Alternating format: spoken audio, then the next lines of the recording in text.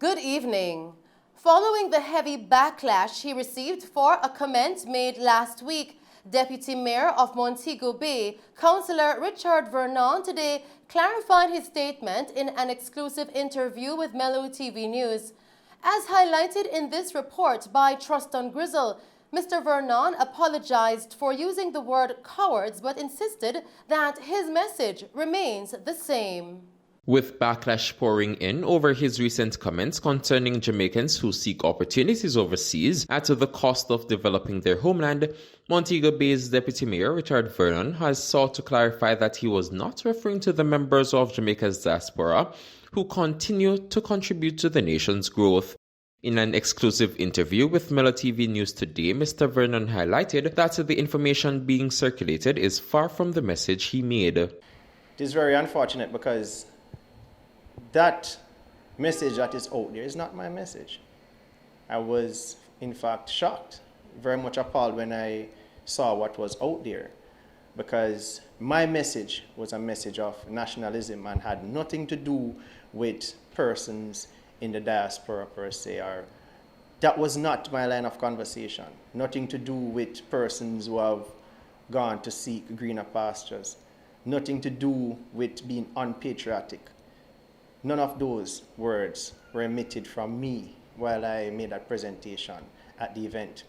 Now, my line of conversation was about being contributors to national development. My line of conversation was about the youths that were at the event who are getting the experience in the technical areas such as engineering, environmental preservation, logistics. Saying to them that, listen, you need to look at contributing to the further development of Jamaica because Jamaica needs your capacity. I guess the part that really got persons upset is the use of the word cowards. And that word was used to describe persons who have left us indefinitely. And that word, went over everybody's head because I heard persons still aligning the diaspora, aligning the expats to the word cowards. And that was not my intention. I had no intention of saying or making such a comparison. The deputy mayor conceded that it was not the most fitting word and apologized for its use. That word created a lot of problems, and I believe that it was a poor choice of word, and I apologize for using it. I'm sincerely apologetic about using that word to describe persons, whether or not they have turned their backs on Jamaica. Maybe I was just out of order in using that word, but I don't have a problem withdrawing it. I don't have a problem withdrawing the word.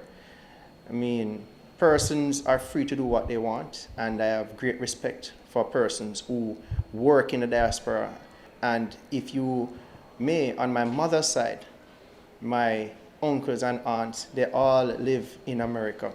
My brother recently moved to America, and he lives here with his wife. So I could not be calling my very own family, if it is a personal thing, cowards. No.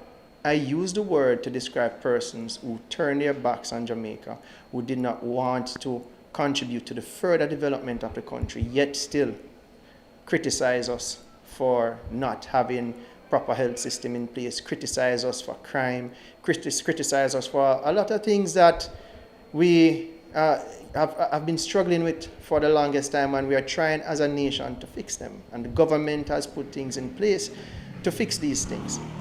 So I'm sorry for using the word. I'm sorry for using the word, but the idea of nationalism remains, and that is my message. If we continue to leave Jamaica, if the best and the brightest, so to speak, continue to leave Jamaica to work in other areas in the global north, then we're going to have a revolving problem for many years. He also had this message for the members of the diaspora. My direct message to the members of the diaspora, it is a very sincere one. I appreciate what you have done for Jamaica.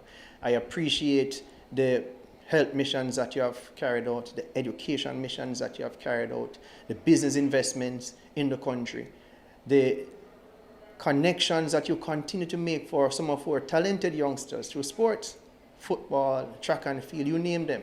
You continue to pave that path that help them to move into bigger fields and to make themselves men and women for tomorrow.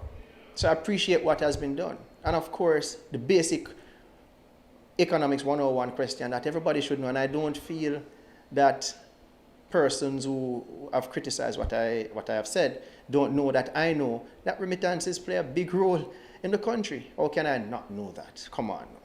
So we know this, and we appreciate the contribution that the diaspora has made.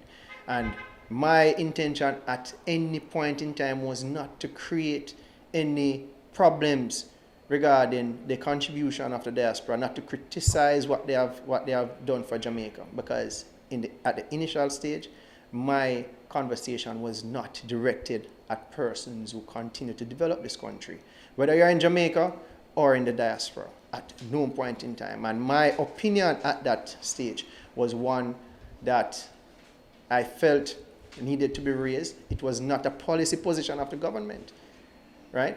It was not. It was my personal opinion, and I saw what was happening. I see what is still happening, and all I'm asking is that, listen, you have the capacity to help us. Help us. Stay and make Jamaica that great place that you want to live in. Vernon has come under fire, including from members of the diaspora, for identifying as cowards persons who leave Jamaica to seek financial betterment abroad while not helping to improve their homeland. He made the comment on Thursday, August 11, while addressing the New Fortress Energy Foundation's annual back-to-school fair at Pier 1 in Montego Bay, St. James. Reporting for Mello TV News, I'm Truston Grizzle. Thank you, Truston, for that report. In other news tonight, the body of Jamaican Tavon Bulgin has been found in the waters at Martha's Vineyard in Massachusetts. The authorities reported that the body of the 21-year-old was discovered in a pond by a fisherman this morning.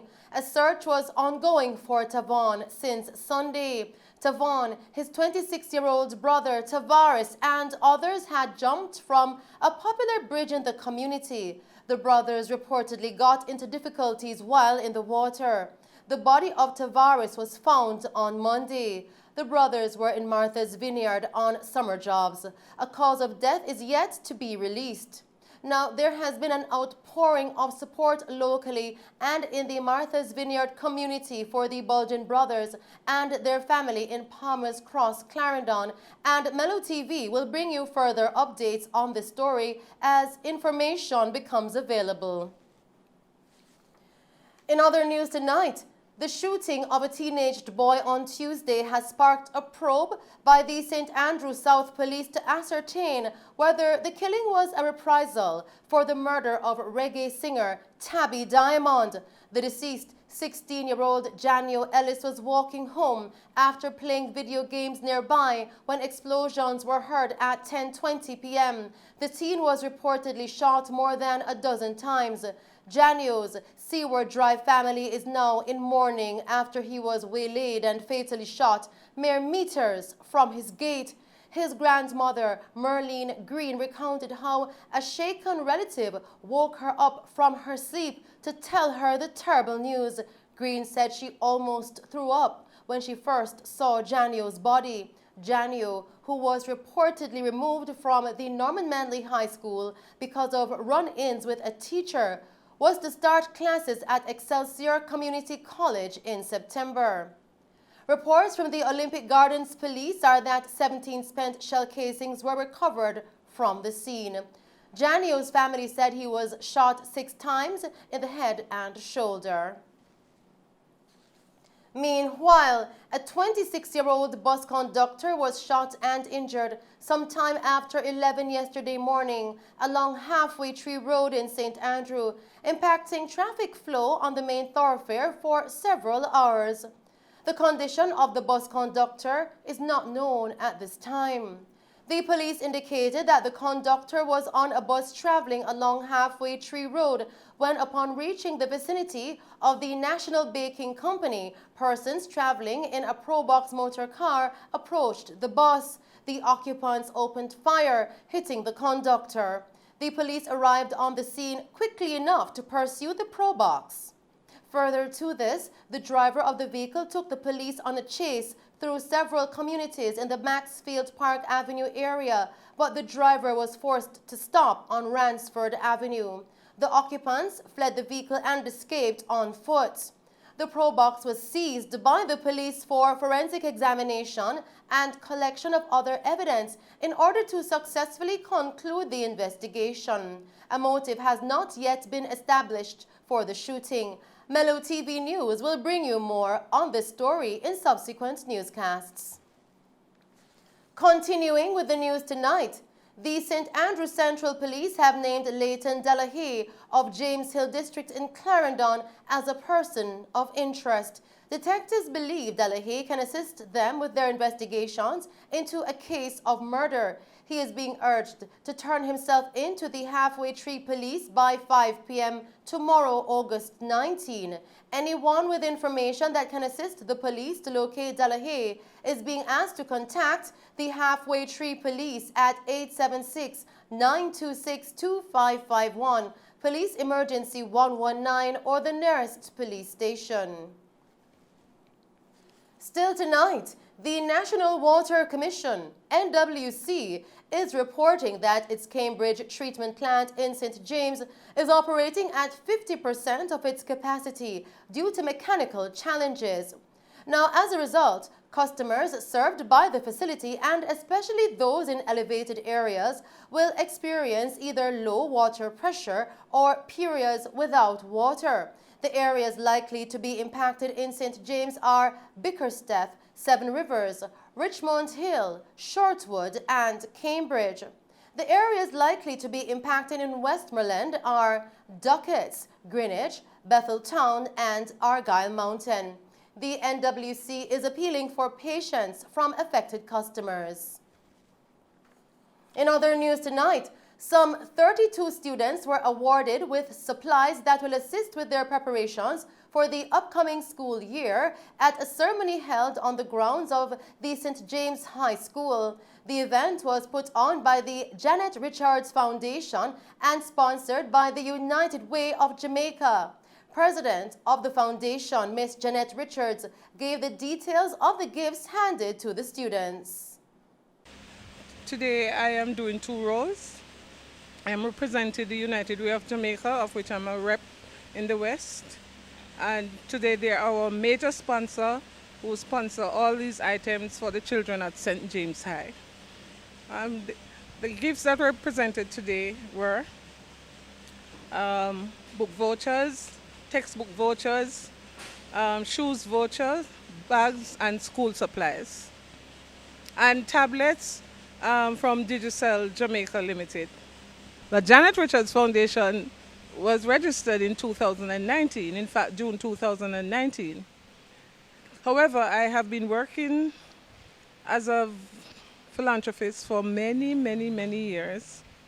However, when my mom died in 2001, I started doing such more, especially in the community of Kendall, where I'm from, because she usually gives to everyone, especially the church.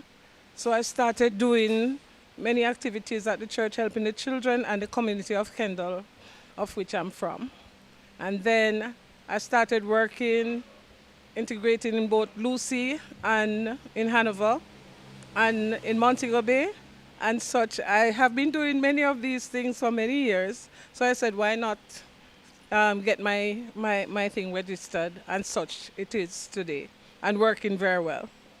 She noted that she engages in activities of this nature to assist students who need a boost to achieve their full potential.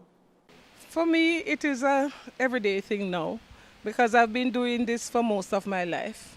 So what I do, I find the persons or the community or the body of persons who really need more. And the reason I'm here at St. James High, because sometimes people tend to think the worst of St. James High, but I know better because I have been reading a lot about the students and I know they're doing well. All they need is just help and guidance. So my foundation is not only for Montego Bay, I also work in Hanover, where I'm from. And this is my first project out of 5. Tomorrow I will be in Hanover at Proceeds High and also at my community church in Kendall, where I'll be giving out school supplies and also vouchers for back to school.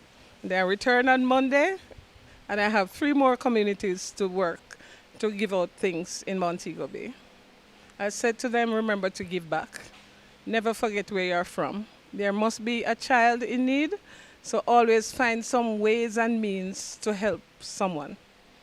In the meantime, 2 recipients and a parent expressed their appreciation for the help they received.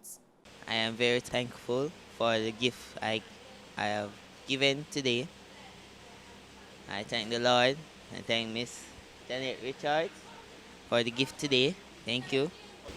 Well, it helped me out a lot. I don't have to buy the shoes, and I appreciate it very well. Normally, I would spend like $10,000. Well, since my house get burning down, it kind of put me back a lot. But this kind of pushed me very far away. Yeah. And those are the stories making news. I am Shelly Hill. Do stay safe, pleasant viewing, and thanks for watching.